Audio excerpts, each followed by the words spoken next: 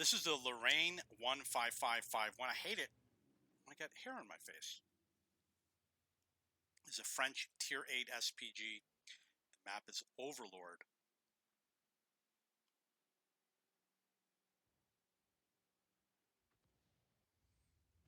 I am working on getting my gun marks.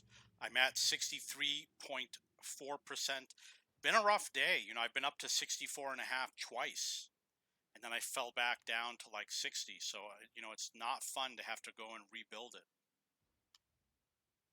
This is a good position over here. You want to be closer to the beach because from over here I can cover almost everybody on the map. I really want to have a good game. I really want to get this gun mark thing over with because I've got 200 tanks to gun mark. Oh, I wanted to tell a story. Okay. So the story I'm going to tell is I got a flat tire on my motorcycle. I have a motorcycle, and since I've owned it, I've gotten like 5 flat tires, and 4 of them were the same tire. And that includes buying 2 new tires. Over here in the Philippines, they don't replace the tire; they repair it. What they do is they burn it or something like that, and they burn like a rubber patch onto the tire. So I spent a little bit of money on this, and we're talking about over the course of like 2 months. Keep getting these flat tires, and I'm not sure why. Probably because I'm really fat. You're not fat. So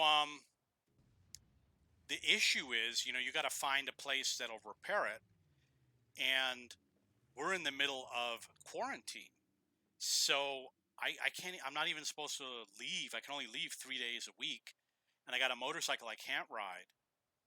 And in order to leave, I live on the highway. So I have to get on the highway, go 1.8 kilometers to the repair facility. For you Americans, 1.8 kilometers is around 6 miles. So I got to go 1.8 kilometers, and whew, and that's only to get there, and we don't know if the guy's open. All the stores are closed. But it's a guy who works out of his house. He has a sign on the street that says vulcanizing, and what they do is they do tire repair, or I guess vulcanizing. I know vulcanizing has something to do with volcanoes, right? So if I get there and he's not there, it's 7.5 kilometers to come back home, and I can't do that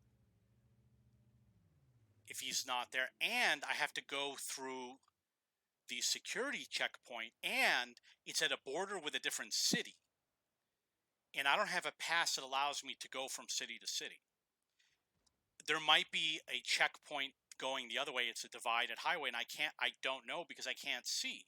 It's there's a bridge, and you probably go over the bridge. I don't know where the checkpoint is, and there's literally nothing in between. So I'm really stuck, and I don't have enough money.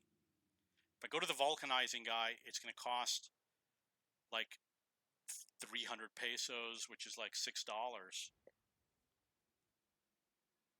And I've only got 1,000 pesos. But if I need to pay somebody to come do the repair, I don't know if I got the money. So I'm in a really tricky situation. And if I don't do this, I got to walk 2 or 3 kilometers to buy food and back. And it's 90 degrees outside. I'm an old man. So it's a big deal. It's a lot of problems. And when you go on the internet, you post in Facebook with all the expats, which are all a bunch of retards. Anytime you ask them for help, all they do is make fun of you. And trust me, I've been on the internet for 30 years. It was the same 30 years ago. Ah, I got gypped on that. I should have known because he wasn't going to be able to drive through the tank traps.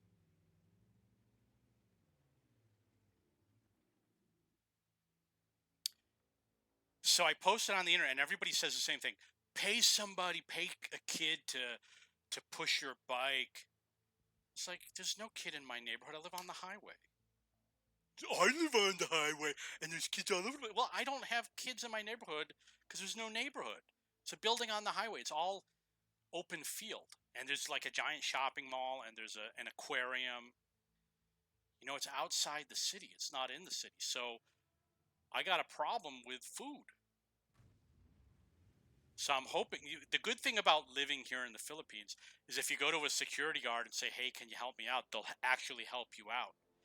You know, if you do it in the U.S. and be like, "I'm not gonna do, it's not my problem."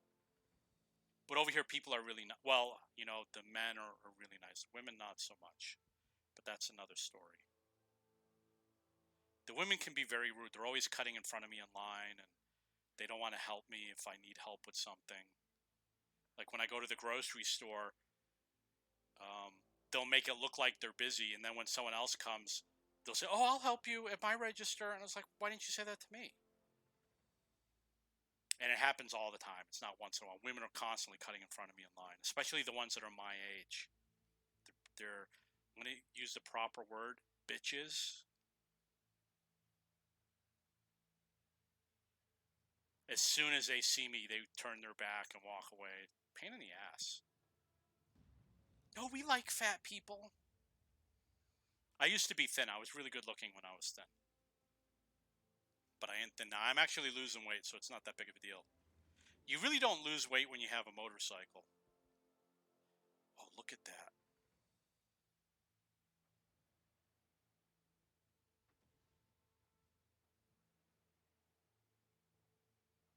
This could be it. Ah! I got gypped. I don't think I'm going to fall in the gun marks. Maybe I will. The game's rigged.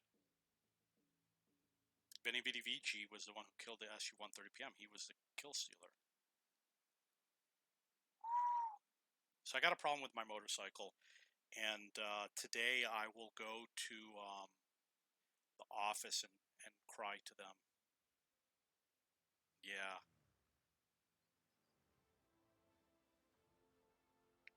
63.13. It went down by 0.27. Not that big of a loss. I'm going to try and order from McDonald's. See if they deliver.